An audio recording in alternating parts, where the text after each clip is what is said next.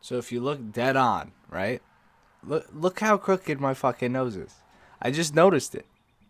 Not really, but like some bitch, dude. I need like surgery or some shit. Which is fucked.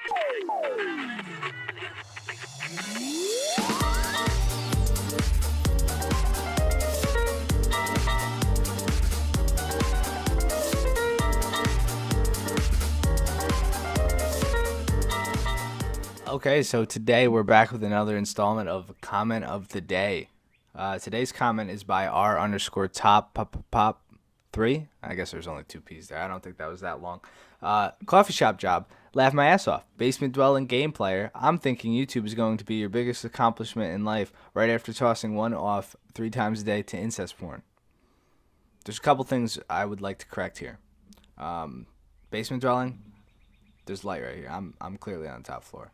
Uh, YouTube's my biggest accomplishment.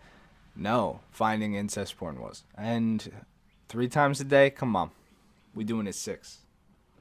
Oh, because we out here, boy.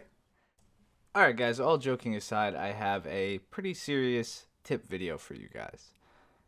So, we all have had those games where you see the BT5 rush cap, spawn in a plane, and bomb everybody. And we've been very pissed.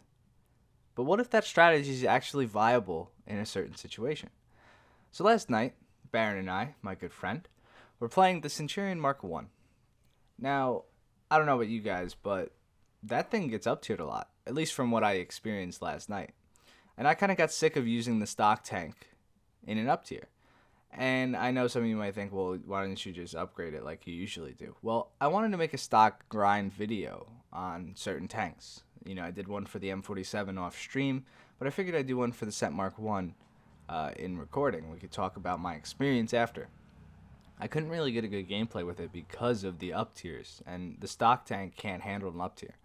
The non-stock tank can handle the up tier pretty well. It's pretty maneuverable off the bat, and has APDS when you fully upgrade it. So the maneuverability in the APDS, it's nice enough to deal with Tiger 2s and stuff. But for the stock one, absolutely not. The AP rounds don't do jack shit, and they can't pan things from the front. So what I decided to do this game was take out my AA and go cap. And that's what I did. I went and capped the first point, and I'm going to go cap the second point. And then I'm going to spawn in a plane, and I'm going to run air support for my dear friend Baron and the rest of my team. And it's a viable strategy when you implement it correctly. We've had the people who do it, and they have the tanks.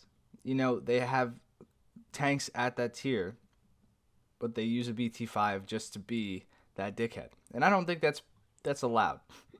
I know I'm going against it, but you know, the people who do it and they have a tank that can fight, it's more helpful if you fight with the tank first, in my opinion, and fly your planes second.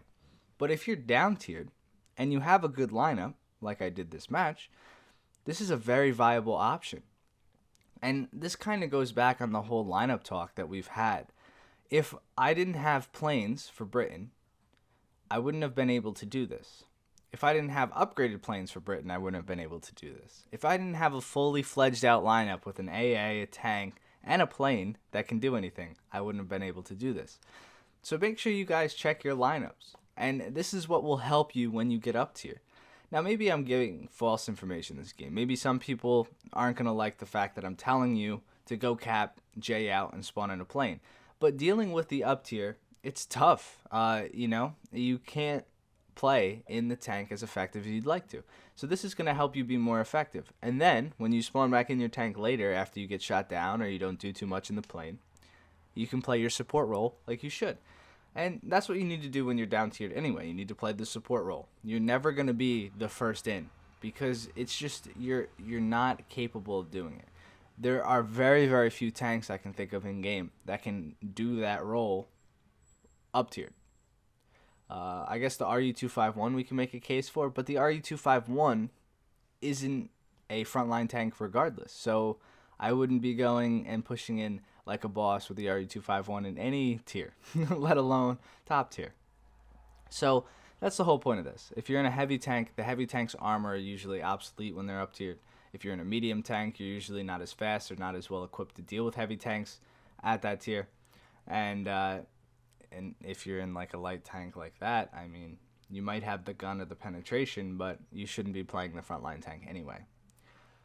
So, nice. Okay, Slick. That's a good strategy. I like it. Well, how about you get some kills? Well, I'm using the Firefly because it has 16 RP3s at, I think it's like 4.0. And the whole reason I was using this was I wanted to try it out. I heard that it was a good plane for this kind of role. And I do. I kind of like it a little bit better than the Wyvern. It's not as fast, but it can turn a little bit better than the Wyvern, and it's quieter. And I know that's a big thing. You might think it's not. Oh, it's quieter. Cool. That's great. It's like I don't care how loud it is. The Wyvern lets everybody know you're in the air. If they know there's a Brit on the other team and they hear that turboprop, they know you're coming. And they're going to be looking in the sky for you. So the fact that it just sounds like a normal plane is a little bit of an advantage, but it's slower and it doesn't deal with normal fighters the same. It's armed with the same guns though, and I would say it's arguably very similar. The other plane I had in this lineup was a Tempest Mark V. I don't think I had it in this lineup, but later on in the night I switched it out with the Tempest Mark V and the RP3s. I'm kind of addicted to the RP3s. And since the most recent rocket buff, they're insane. They do a boatload of damage to enemy tanks. And it's just insane. And the CAS support is so fun to me. It was so fun to do this. I had a blast. And, you know, we actually ended up winning this game. I wouldn't say it's just because of me, but I think I killed 5 tanks from the air. Or no, I killed 4 tanks from the air and a plane. You might not see the entire footage, but you know, it just made me happy. It was like a fun thing to do, and I think it worked out well. And I'm happy that the strategy worked out well. So yeah, I hope you guys enjoyed the video. If you guys think this is a viable strategy, let me know. If you guys don't like this strategy, let me know why in the comments down below. We can have a discussion about it. It seems that they they fixed the flight models.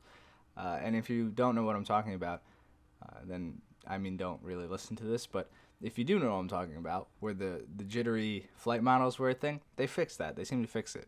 But now when you look behind you, you have your aiming reticle, and I don't understand why. You'll see it throughout this video if you noticed, and I have no idea what that is. So like when you look behind you, you have your circle still. That's never been there before. It's like spaghetti code, man. But regardless, I hope you guys enjoyed the video. Let's have a discussion about this in the comments down below. What's your favorite plane for CAS? How's that question? I think that'll be a good one. Because I think right now, I'm leaning towards anything with RP3s. It's super good. Or the CL-13. I've noticed I really love flying the CL-13 with 16 rockets on it. It's they're super accurate. It's super fun. So I hope you guys enjoyed the video. I said that like 15 times again. Maybe you won't enjoy the video now because I'm rambling on. But I'll see you in the next one. Peace, peace.